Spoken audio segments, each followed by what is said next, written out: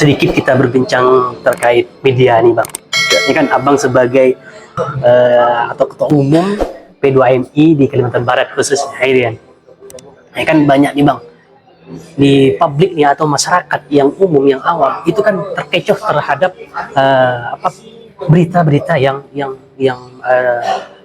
tidak selaras yang dengan fakta, biasanya kan buat opini-opini saja kayak gitu untuk mendoktrin masyarakat awam bahwa berita ini seperti ini, padahal faktanya tidak.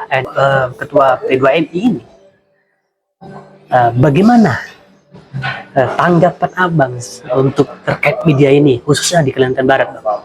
Tanggap Abang ya, sebagai media ya, kan aktif nih teman-teman ya, sangat luar biasa ya. Kalau Abang ini, Bang Thomas ini jenjang di medianya luar biasa, sangat besar sekali gitu. Saya juga sebagai konten kreator ya, saya butuh banyak belajar dari Abang. Itu bagaimana tanggapan Abang terkait media? Ya, sebenarnya terima kasih banyak atas perhatiannya ya terhadap peran media di wilayah Kalimantan Barat, khusus Kalimantan Barat ya. Ya sah-sah aja sih kalau saya menilai, apalagi masyarakat ini kan berpikirnya kan beda-beda, tergantung dari sudut pandang. Ya betul Bang. Terus kalau menurut pribadi saya sendiri ya, sebenarnya tidak menurun kepercayaan publik terhadap produk media massa. Ya, dikarenakan produk jurnalistik adalah sebagai bentuk tulisan, ya. Nah, maka dari itu audio seperti visual yang dihasilkan oleh jurnalis untuk menyampaikan informasi kepada publik, ya pastilah proporsional ya. Profesional, Karena tentunya yang dia itu ada redaktur, editor, betul, perusahaan. Ya, sebelum penayangan itu kan tetap ada cek dan recheck. betul. Terus ada deadline-nya, ada rapat kecilnya. Saya rasa kalau untuk pandangan publik, ya, sah-sah aja tadi. Akan tetapi, ya kita ini kan tetap menjunjung tinggi. Betul. Ya, era demokrasi, apalagi era demokrasi ini, peran media itu sangat penting di Indonesia. Karena nggak ada media ini nggak bisa berkembang ya Pak. Ya, bisa jadi gitu juga. Makanya saya tegaskan bahwa peran media massa itu sangatlah penting di era demokrasi. Karena sangat dibutuhkan. Iya, Ya. harus. Artinya perkembangan yang ini kan sesuai dengan media massa, terutama ya berita-berita jurnalis yang khususnya di Kalimantan Barat itu memberitakan kan seperti itu untuk yang menggunakan media khususnya gitu. Ya, dan perlu saya pertegas ya. Ya, Ya, peran perusahaan pers adalah mencerdaskan masyarakat, dan media massa memiliki peran penting dalam menyampaikan informasi, pengetahuan dan sebagai perspektif yang dapat membantu masyarakat memahami dunia di sekitar mereka, membuat keputusan yang lebih baik dan meningkatkan kualitas hidup. Maka dari itu kita juga nggak bisa anggap kecil peran media. Ya kalau misalnya ada masyarakat berpikirnya seperti itu, ya kita siap menerima kritikan mereka tadi. Sah saja. Jadi ya kan di Indonesia ini kan tidak ada mengkritik. betul. Kan gitu. Tidak mengkritik. Ya. Maka dari itu wartawan juga di lapangan itu tetap bersikap netral. Bersikap netral terhadap apa yang Ya. dijalani. Dan lagi pula wartawan harus menjalankan tugasnya dengan cara yang profesional juga. Maka dari itu dapatlah suatu produk berita-berita yang akurat, terpercaya tadi. Makanya saya beranggapan peran media di publik tidak menurun. Ini anggapan saya.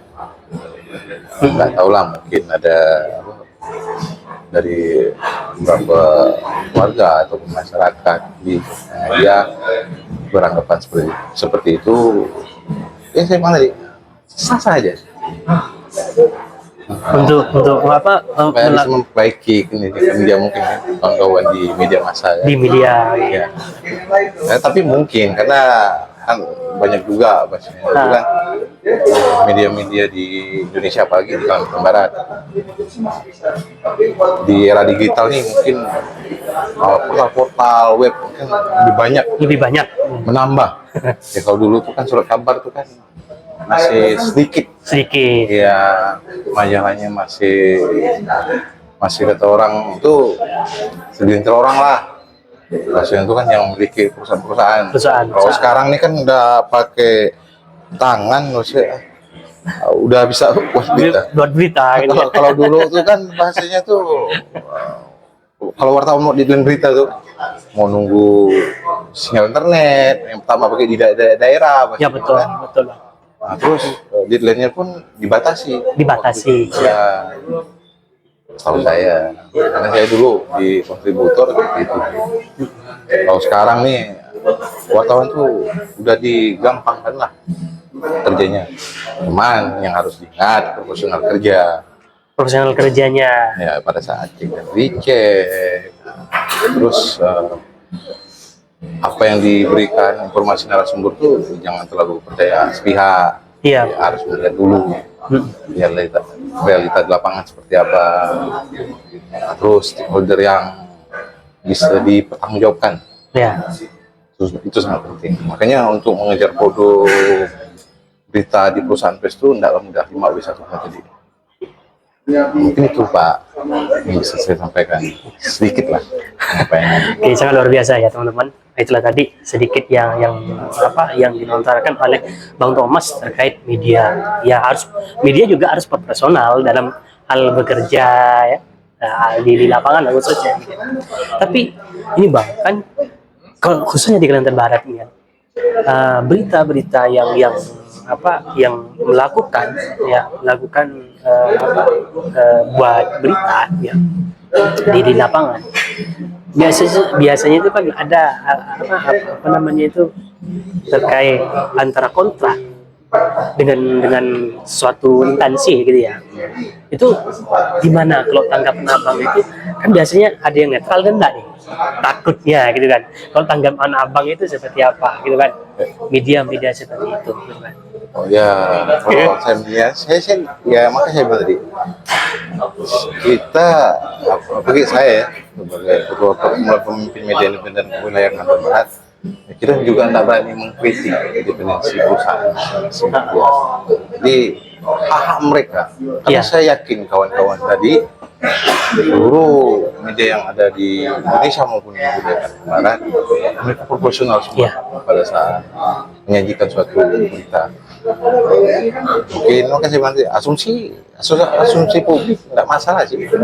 Misalnya ada mereka berpikir nggak netral itu hak mereka, tapi realitanya yang terjadi sekarang di mata saya mereka masih profesional gitu ya. Ya, karena saya pun juga nggak berani mengkritik ya, karena perusahaan pers itu kan independensi mereka itu kan ada, jadi kan nggak boleh menilai kan gitu, apa yang diberitakan mereka, apalagi intimidasi kan gitu.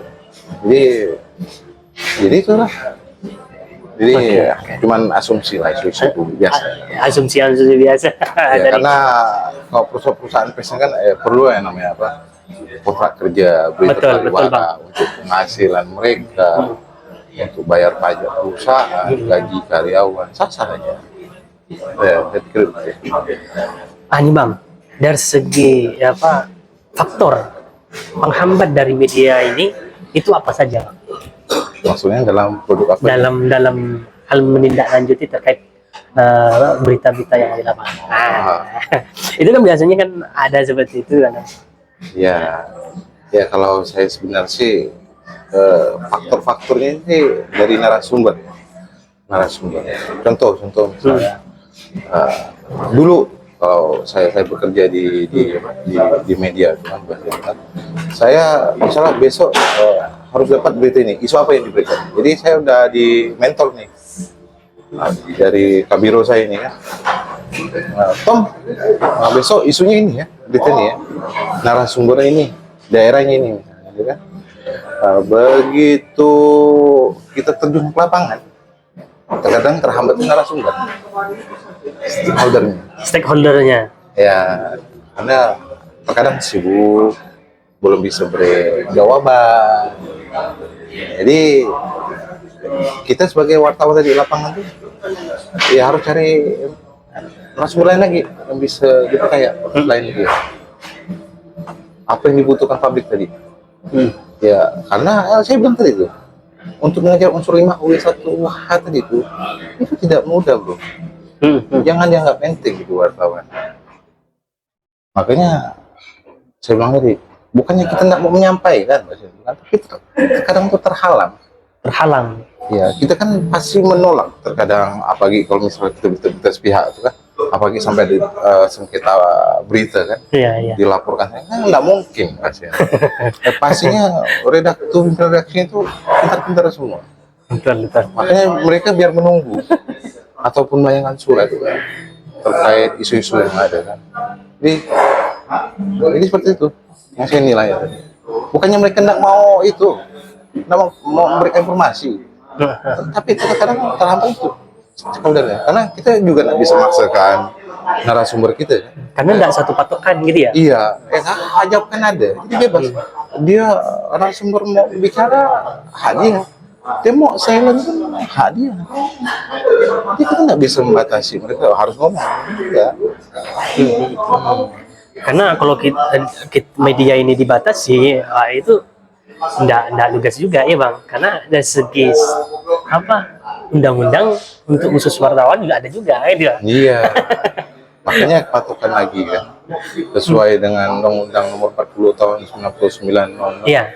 Ya, kemerdekaan pers kan dan melindungi hak-hak jurnalis serta perusahaan pers.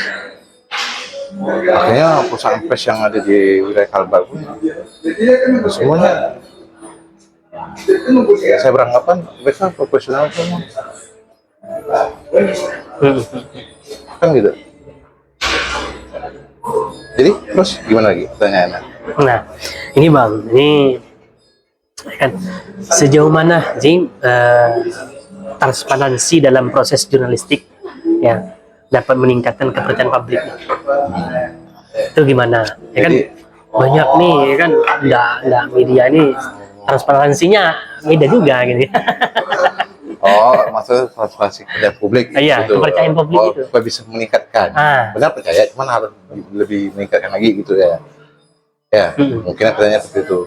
Ya sebenarnya kita rekan-rekan yang berusaha sebagai awak media ini lebih cenderung ingin keterbukaan publik bro. Serius. Maka tadi yang Anda bertanya dengan saya tadi itu mana jawaban saya tadi itu?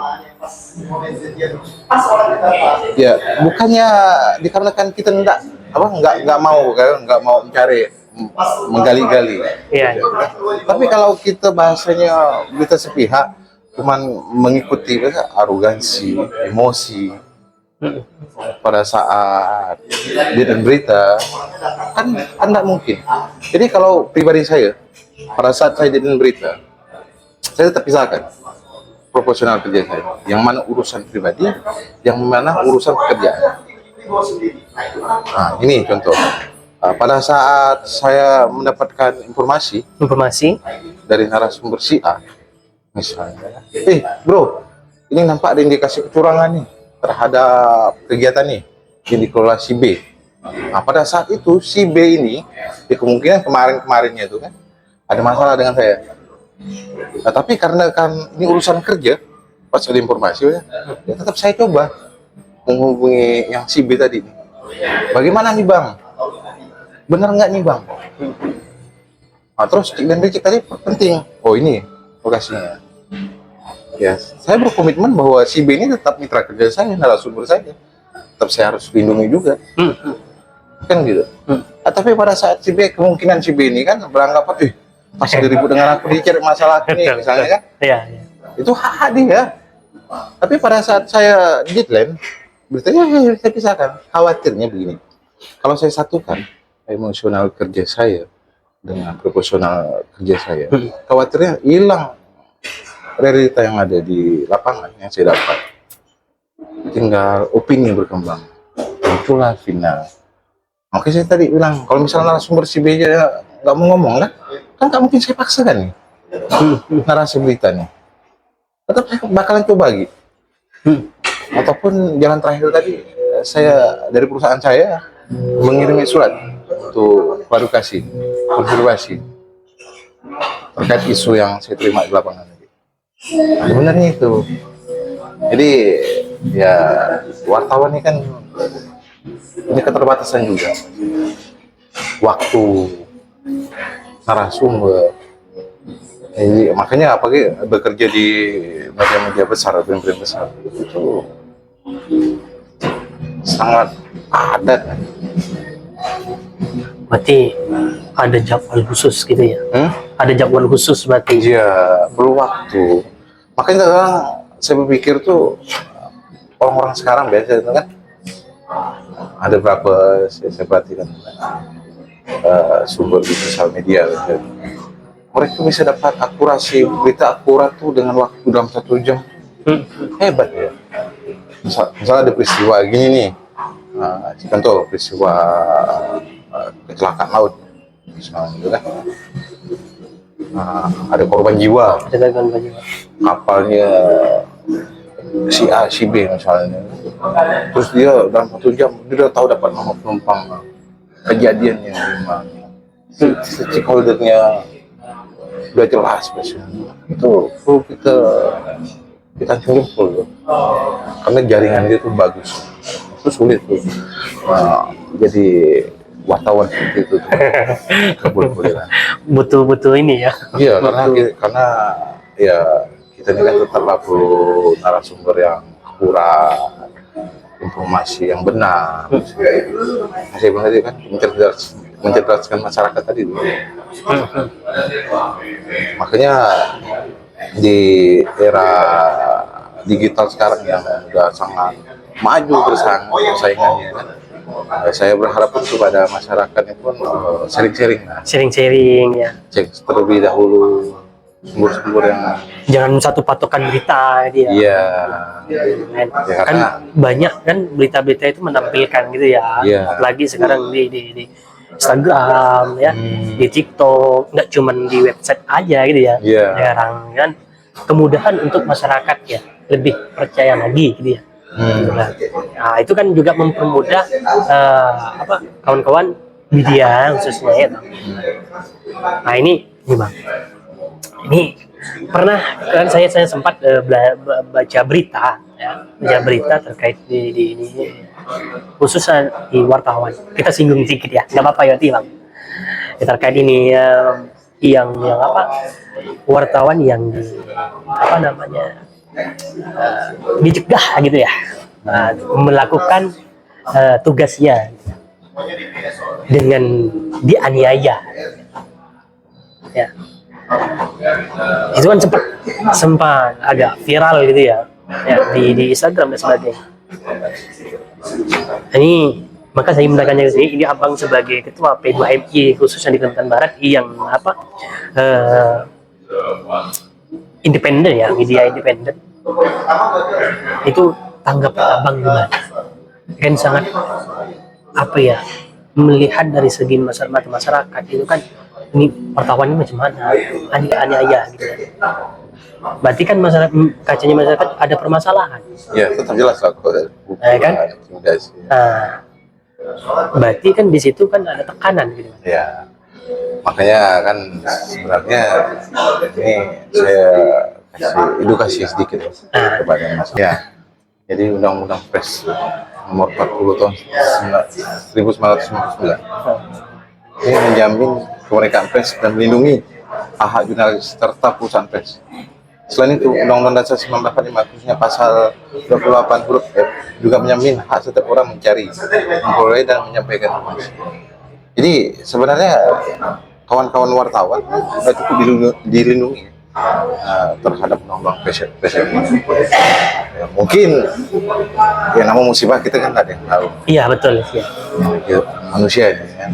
Cuman kita berharap ke depan kepada kawan-kawan agar lebih hati-hati, profesional dalam mencari informasi, apalagi tanda kutip ada duga-dugaan apa misalnya. Terus ya kita juga harus berimbang juga sebenarnya. Kalau pandangan saya terkait masalah masyarakat. Dan karena yang pertama tradisional ini kan mungkin ini kan mata pencarian mereka juga kan gitu. Ya kalau ada jalan keluar solusi untuk pertambangan rakyat kan, dipanggillah masyarakat itu kan?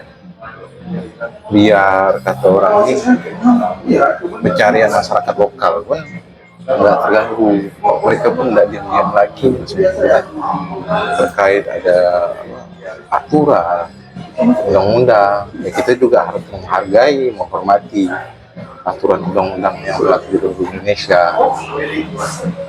Ya, saya rasa